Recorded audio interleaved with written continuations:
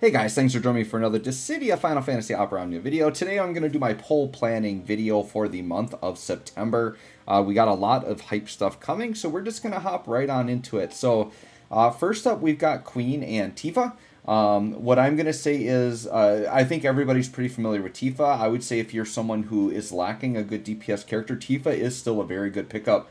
I actually still think she's the best. We got to say outside of Astos, right? Because Astos just out-damages everything by a mile. But outside of Astos, I do still think Tifa's maybe the best single-target DPS in the game. Really, really like her. I think she's very, very good pickup if you need that.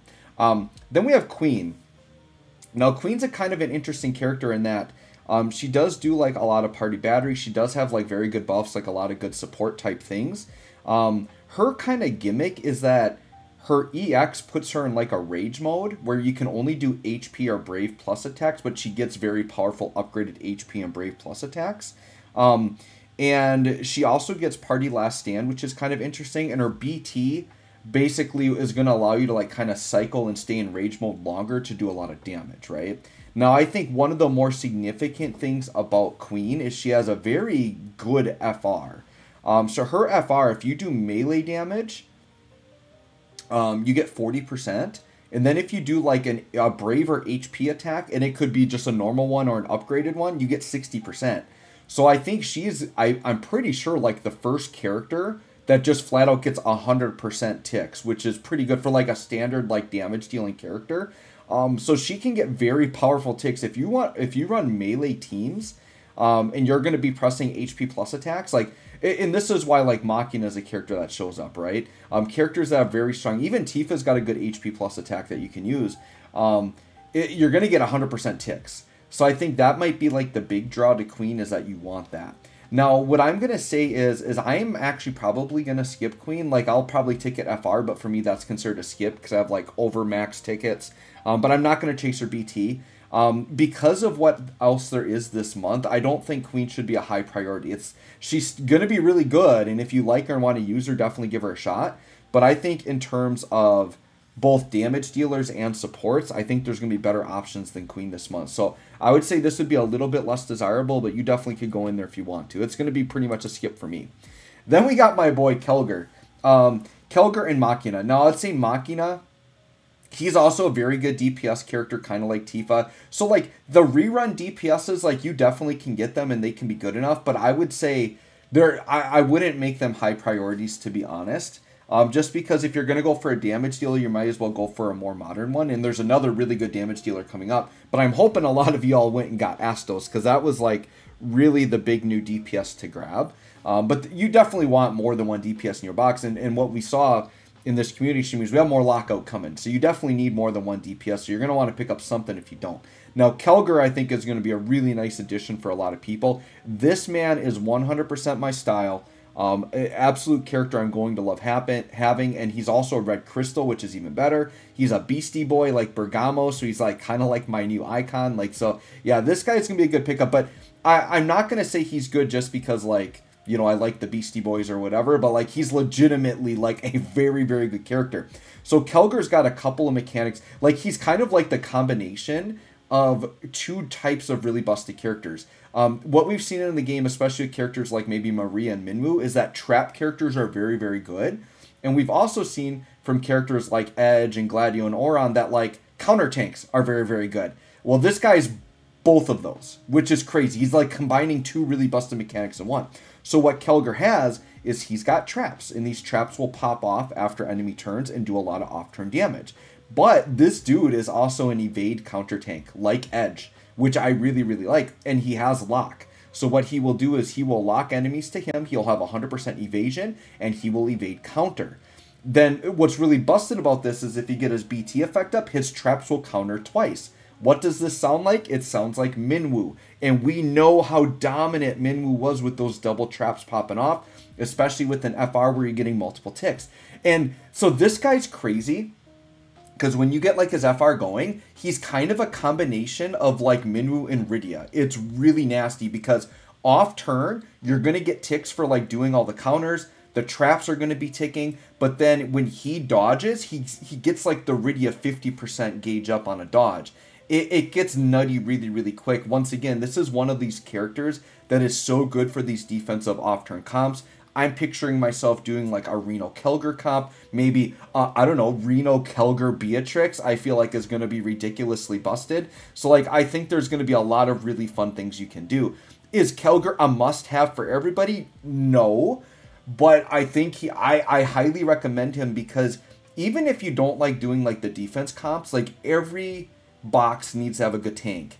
And being that he is a 100% evade tank, I think he's a very beneficial character to have just for that. And I think Kelger's damage is going to get really, really nutty. And I think he's going to be a very good character. Now, the only reason why I could say that he's not like a must get is we've gotten a lot of off-turn characters, right? Like Jill does off-turn, Vice does off-turn. Like we've got a lot of that. We just got Oron, who's a counter tank, right? So if you picked up a lot of that stuff, you definitely don't have to have Kelger. For sure you don't. I would say if you're Red Crystal or you really like running defense comps and maybe you got Reno, I think Kelger has a lot of value there. So he's definitely built for like a player like me. So I am going all in on Kelger. He's going to be gems. I'm going to max BT. I'm going to go all in on this guy. So that's my pull plan for Kelger. Machina I already have, so he's an easy skip for me. I would say for most players, Machina would be a skip. I would take Tifa over Machina, to be honest, even though I really like Machina. The one benefit I will say with Machina over, say, like a Tifa is Machina does do off-turn. He has off-turn and counters, which he will combo well with like a Kelger, right? So if you like the idea of Machina for more of the off-turn stuff, then he's a decent pickup. But if you're looking at him as like an on-turn damage dealer, I would get Tifa over him. Okay. Then we've got Golbez and Garnet. Now, I'll just start off and say with Garnet, I think Garnet, if you're lacking support characters, is a really high pickup. Like, I would actually rate her very high. Even for being just a returning character, I do think Garnet is in, like, my top 3 supports in the game. Now, there is another support coming this month I'm going to highly recommend that might impede into that. I think she's actually really good. So if you're going to go for, like, the new support character, you wouldn't have to have both, but having multiple supports I think is very good, right? Golbez, I would say he's probably a fairly easy skip. I mean, I know there's some people that like Golbez and are excited for him, and if you want to get him, go ahead. His niche has always been that he's like a dark damage dealer, and he does like really impressive damage as long as he's doing weakness damage. The obvious negative about a character like Golbez is that you can get elemental locked out, but most of the time he'll probably be fine. And when his dark damage is working, he's going to be putting up big numbers, okay? The one thing I will say with Golbez that could be a draw, if you want to go all in on this man and get his BT, one thing that his BT does is a max Brave cap up of 70%. Now, when you hear max Brave cap up, what do you think of? To me, you think of Astos, because Astos' dark matter is all scaled on his max Brave. Well, if this man's BT is up and Astos has 70% more max Brave to work with, he's going to be putting up even bigger numbers. So if you're, and I believe Astos and Golbez are both dark, so if you're like a Dark Crystal room, it's another really nice combo you can do. Golbez, I think, could make Astos look really insane. And Golbez also, his BT has essentially a freeze effect, which makes it so that enemies can't gain Brave, which is also very powerful. He has a pretty standard FR, it's 75%, you just have to deal dark weakness damage, which his BT is going to enchant anyways, and you're going to be fine. So I think if you like the idea of trying him with Astos to really increase Astos' like max Brave cap, you could do that. But you could also just bring like actual good support characters that will raise his max Brave as well. And you know Astos, in Astos it's kind of like overkill anyway. So while it is like cool that Astos' BT will make him look, or that Golbez's BT will make him look good, it's also kind of unnecessary because Astos is already overkill, right? So I think Golbez is a pretty easy skip. But if you like him and want to use him, like I won't blame you. Like, don't feel bad about going for Golbez. But for the average player, I'm going to say skip him. I would say Garnet, though, would be a very nice pickup if you guys have the resources and need supports. Garnet is amazing. All right, then we've got Lena. Now, Lena is very interesting, and she's a character I definitely want to talk about. I would say that Noctis is probably very skippable. He's good. He can do solid damage, has follow-ups, all that stuff. He has launching, right? So if you're a Noctis fan, but he's the type of character that players that wanted Noctis probably already got him anyways. Same thing I could say about like Tifa and Garnet, but this would be for players that are maybe really new and like miss these characters. But Noctis, I would not chase. I would say out of like Noctis, Garnet, and Tifa, like, and Machina, like Garnet would be the best pickup out of like the rerun characters, and I would say Tifa's probably number 2. Lena, though, is awesome, and I think she could be like one of the new top tier support characters. She's going to be my second like all-in character. So right now, Kelger and Lena, I'm going all in on these characters. I want to max their BTs. Lena, one of the big things she's always had that's really good is debuff evasion to the party to help you evade debuffs. Now, we have that with like Vice and other characters, so it's not maybe as desirable, but she's carrying it as a really good support character, right? Her BT does okay, so one thing you got to understand about Lena is her LD gives her an HP plus attack that scales on the party HP. Now, the reason why this is significant is a couple things. Her BT, for one, is going to give her additional follow-up attacks, and it gives HP 40% overflow to the party, so the party's HP is going to increase like crazy, right? The other thing that's significant about Lena coming out now is this, and I'm going to actually cut, and we're going to go into my game here. Okay, so look at my game screen right now. The thing that adds Lena a lot of value is crystal rooms. And what happens with crystal rooms is you get a ton of stats.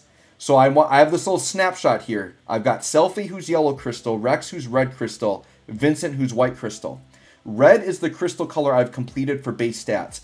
Look at Rex's HP compared to Selfie and Vincent, right? Selfie and Vincent have about 16,000 HP, which is a pretty standard HP number for a normal character. Rex has freaking 31,000 HP, nearly double the HP of these other characters. Now, can you imagine? Now, Lena's white, by the way, so if you've done white, you've got a little bit more value, but could you imagine if you were white Crystal Room, had a triple white squad with like 30 to 35,000 base HP, then getting that 40% HP up from the BT, and then doing her HP scaling attacks that scale off the party's HP, like her damage can actually get insane. And I'm thinking even, you know, Lena being white crystal, even though I haven't buffed it, still just pairing her with 2 red crystal users and getting all the HP off of that, absolutely nutty and insane. So the thing that I want to make sure people don't forget about with Lena, we're not just looking at her base kit as is, but we're also considering that crystal rooms are in the mix and how much HP it gives the party that's going to buff her attacks. So I just had to throw that out on top of, once again, she's getting like a BT follow-up attack. The other thing I really like about Lena, and you guys know how much I love like my Aerith, right? Lena is a very easy 75%. All you have to have is HP has to be 100% or more, and she has several things in her kit that puts you over HP cap, so that even if you take HP damage, you'll still probably be over 100%, which is really good. And your party just has to have 0 debuffs.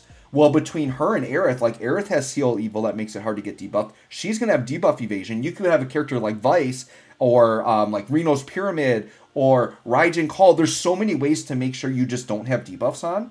And this is what I love, and this is what I liked about Rosa. This condition does not require you to attack. You just have to have 100% HP and no debuffs. So what this means is, this is another character much like Rosa, where Aerith can echo off for probably 155 to 160% echoes. Like, it's going to be crazy, because Aerith, in theory, her echo should be 80 plus 75, and then there's usually like a 5 to 8% like extra tick that comes in there. So yeah, I'm expecting Aerith to be popping off for about 150 to 160% echoes on Lena. So for those of you that have been watching my Rosa Aerith videos, and you missed Rosa and you're maybe wishing you had that, Lena could be that spot. And Lena could, like, I think Lena could impede into my top 3 supports. She might take Rosa's spot because she's got the debuff evasion and all this other stuff with it. Because Lena's also, she's battering and healing and doing all that great stuff.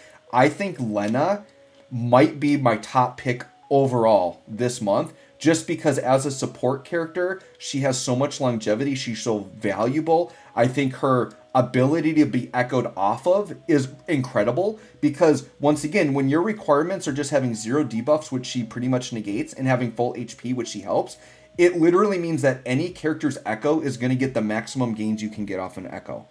So Lena, I'm telling you all right now, if you maybe felt like Rosa was undersold, or like you kind of skipped on Rosa and you regretted it, y'all have to trust me, this is kind of the character to replace that. And you guys will not regret grabbing her. She's going to be so good because other characters are going to echo off of her so freaking good. Amazing, amazing character. So Lena, I think, is my top pick this month, and then probably Kelger. Now, we do have something else to talk about. I'm not going to talk about characters for the campaign draw, because it's really you really just throw your hat, you toss a coin, and whatever happens, that's the character. But I am going to talk about the intersecting wills because I think I'm very confident that it's going to be Enacro and Noel. Okay? Noel is pretty much centered around doing his EX to do a lot of damage. He's an instant break character, so he's going to be breaking constantly, like all the time. And he gets follow-ups when attacking broken enemies or breaking enemies, right? So he's going to do a lot of damage. His BT is going to make it so his EX will constantly refill. So it's going to make his EX spammable, which once again is kind of his like really big damage button. His FR is going to make it so everybody's constantly breaking enemies.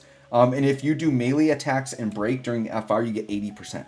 So nice FR condition. The one thing with Noel, it doesn't happen a lot, but once in a while you will run into a boss with like a Brave Floor or something that can't be broken.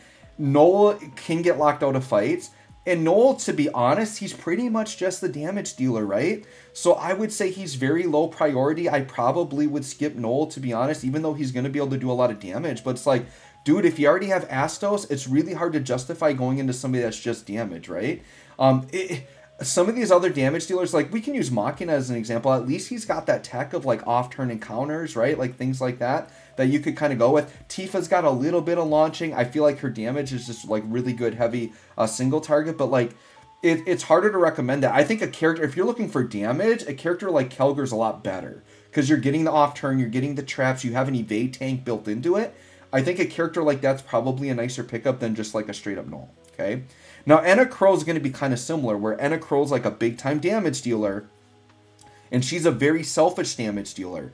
The thing with Enacro is I still think she's like very overshadowed by Astos, but her damage is going to like be really nutty because her big thing is that she can summon Omega God, who has like really insanely buff stats, like way beyond like what Enacro can hold. So it can do a lot of damage. So the thing with Enacro is we always had this busted combo where we would use Hope. Hope was like the best ramper, get to a really high percent. Enacro was dropping like 40 to 60 mil nukes in a shot well before characters were doing that in Echo, right? Like, so her damage was crazy. The thing now, and I always said this, when Enacro gets your BT, it's going to be really busted because the thing with Enacro was you wanted to get to a high percent. We'd always pair her with like Luna Freya to give her just like 2 to 3 attacks in a row. You'd get to a high gauge, do like triple LD, and then the boss would usually be wiped. That's how I beat the Spiritus Tree the first time. Well, now Enacro does have a BT, so you could do an entire Enacro BT phase, abuse Omega God, do a lot of damage. You could do like an Aerith Rosa or Aerith Lena combo, get the gauge really high. Enacro's going to do a lot of damage. The only reason I'm maybe not as high in Enacro, it's going to me, just feel like using Astos. And it's like, if I'm going to do that type of playstyle, I might as well just use Astos. Now, if you want to think of your account having kind of like 2 Astoses on it, and you want Enacro to be like your secondary like Astos setup, you definitely could do it. Enacro also is going to carry Dark and Holy damage, so that could be a good thing or a bad thing, depending on like lockouts and things like that. Her FR condition's a little wonky. You have to do like Holy and Dark damage, and then it has a requirement where like your HP damage has to exceed your max Brave, which is kind of a weird condition. But sure, it's there. She also has unique abilities where her EX can turn delete, which is kind of nice. So that is a little bit of tech that she has. And then she has this unique thing where like she rounds up damage. So like when you have your BT effect up, it'll take the last 5 damage numbers of the damage you deal and it rounds all the numbers up. So it kind of in a way just adds a little bit of extra damage. But don't get me wrong, Enacro's going to be able to put up crazy numbers. I'm kind of excited to do her updated showcase just to see what she's like. But I would say with characters like Enacro and Noel, I would, like, if you're thinking about them, I'm going to recommend people skip them, to be honest. But I would say, like, wait and see showcases. And so you could go right now and watch JP showcases or wait for my character guides. But kind of check them out and see what you think of their damage first before you go in on them. But they're pretty much straight damage dealers, which, unless you're like Astos and you're so far above everything else, doesn't have a lot of value over time. Now, Enacro, I think, is going to be very high up in damage. So she could be a damage dealer age as well. I think Astos is just overshadowing her a bit. But once again, a little bit of tech with that turn deletion, right? So let me just kind of recap. So for the month, my poll plans, I'm planning to ticket for FR on Queen. Just have FR, but I'm not going in on BT. I recommend most players skip Queen. Tifa could be an option for DPS. Kelger is one of my top priorities. I do recommend people grab Kelger if it fits their playstyle. He's a great character to have in the box. I would say Machina is probably a skip. I would say Gobez is probably a skip, but I can understand if some of you want him for his damage. Garnet, I think, is another really nice pickup for players to have in their box. Lena is my second all-in character, so I'm going all-in Lena and Kelger. Noctis, I think, is pretty much a skip. And then over here, I think Enacro and Noel are probably skips as well. So anyways, guys, let me know what you are pulling for this month. Let me know what you think of these characters. Thanks for watching. We'll catch y'all on the next one.